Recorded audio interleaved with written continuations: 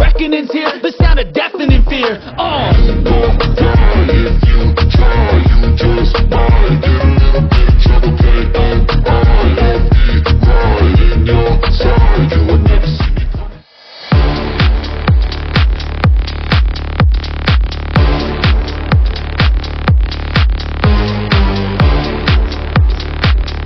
And alright, we're here for the overtime. Yay! I'm so excited! Overtime. Alright, here we go, Gary. Boom. Alright, man. So the question that I want you to poop on everybody's parade with is the subject of Gibborim. Because like I was saying, you know, it's a debated thing. It's listed as a Raphaim type tribe, and it's also like, it's kind of just more of a warrior. So, there's some gray area, and I want you to kind of clear this up a bit. Yes, so the word Gibbor and Gibborim you do have to be careful with because it has multiple meanings, but most Hebrew words do. So context and application is important. So it's used, I think, 155 times in the Old Testament, not always to describe a giant. Right. Like it can just mean strong or mighty, and other words as well. So, and you also have it used, and that's the male version. You also have Gibborah, which is 1369 versus 1368, which means essentially the same thing, but it's the application of that might. And usually the AH, it can mean a female or it can mean just the application. So you have to be careful again as well. So I am, as the plural, is a very interesting plural because not all plurals end in sort of I am. But I am in the ancient tradition, not only in Israel but other countries, I am was a plural for a majestic bloodline.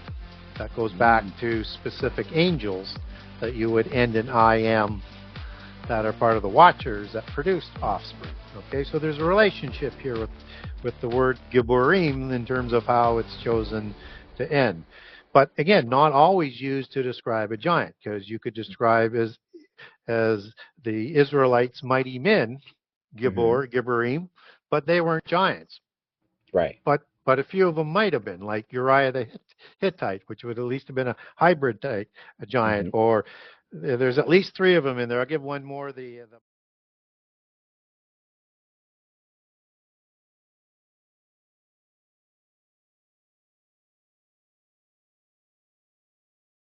In Genesis 36, which is an add-on to the Table of Nations, you have the Edomites, descendants of Esau, marrying in amongst the Horim as the Dukes of Seir. These are giants, Horim giants, as Deuteronomy 2 describes them. Well, Eliphaz marries Horim, daughter of Seir, named Timnah, red-haired, pure-blood female giant, to create a new dynasty, the Amalekites versus the Amalekim that show up in the War of Giants in Genesis 14, a few hundred years before that.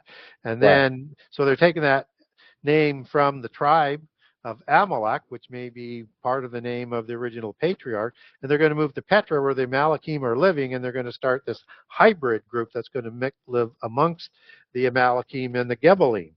Yeah.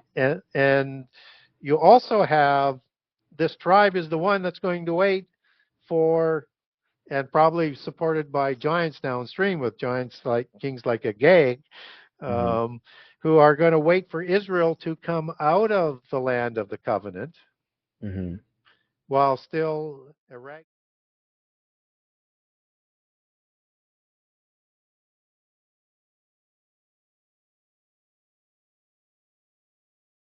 You're going to get me curious and look into Esau a little bit more, because I've heard people make the speculation like, oh yeah, Esau, that's actually where Bigfoot comes from, and I'm just kind of like, I understand he was hairy and red, but and likes lentils, but I don't think you're going down the right path. Now, with his descendants going into, and hanging out with the Horim, that's more possible, but I still don't quite see it as being like the answer. Like, I see it as a maybe possible contribution to the answer, if that makes sense. But yeah, either way. Either way, yeah. And what's interesting about Timna as being a female matriarch starting a new dynasty bloodline through Eliphaz is that they become dukes after that. That's the Hebrew word Aleph, and as the Catholic Encyclopedia refers to them, Elephim. And that the Aleph is sort of the word that is transliterated in the occult, because they take in these bloodlines into their royales, into the Mitanni dynasty and other dynasties that will have descendants that are going to migrate to Europe. These are the elf kingdoms, the fairy kingdoms, and she's a fairy queen. Yeah. Okay. So this is where the she or said he or would technically originate from. Yes. Oh. Yeah. And sorry, everybody out there in YouTube land, that's deep cuts. The people that Tolkien got the inspiration for the elves from were the she, said he, from Ireland?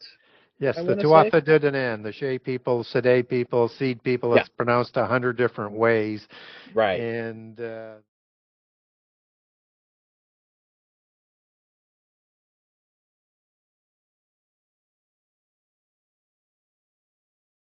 so you'll like this too. Like the Tuatha Danu were also known as the people of the stars.